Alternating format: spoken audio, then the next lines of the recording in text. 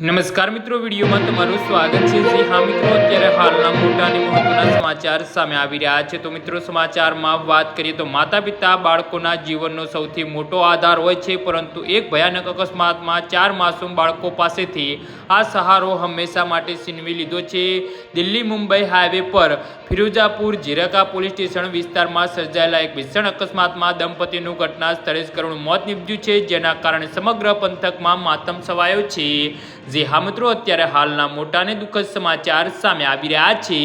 મળતી માહિતી મુજબ કમાલપુરા મહુવા ગામના રહેવાસી દીપેન્દ્ર તેમની પત્ની આશા ઉર્ફે અપ્સરી અને તેમના પરિવારના અન્ય 2 સભ્યો સાથે કારમાં દિલ્હી જઈ રહ્યા હતા। ફિરોઝપુર ઝીરાકા પાસે તેમની કારનું ટાયર પંચર થતાં તેઓ રોડની સાઈડમાં ગાડી ઊભી રાખીને પંચર કરાવી રહ્યા હતા। આ દરમિયાન પાછળથી પૂરપાટ ઝડપે આવતી એક અજાણી કારે તેમને ઊભેલી ગાડીને જોરદાર ટક્કર મારી હતી। અકસ્માત એટલો ભયાનક હતો કે કારનો કચ્ચણ ઘાણ નીકળી ગયો હતો અને દીપેન્દ્રભાઈ અને તેમના પત્નીનું સ્થળ પર જ મોત થયું હતું। આ દુર્ઘટનામાં સૌથી વધુ કરુણ પાસું તો એ છે કે મૃતક દંપતીએ 3 દીકરીઓ અને 1 દીકરો એમ કુલ 4 સંતાનો છે।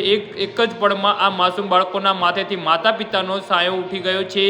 અકસ્માતની જાણ થતાં જ પોલીસ ઘટના સ્થળે દોડી આવી હતી અને મૃતદેહને પોસ્ટમોર્ટમ અર્થે મોકલી આપી કાયદેસરની કાર્યવાહી હાથ ધરી છે। ઇજાગ્રસ્ત અન્ય 2 સભ્યો હાલ હોસ્પિટલમાં સારવાર હેઠળ છે।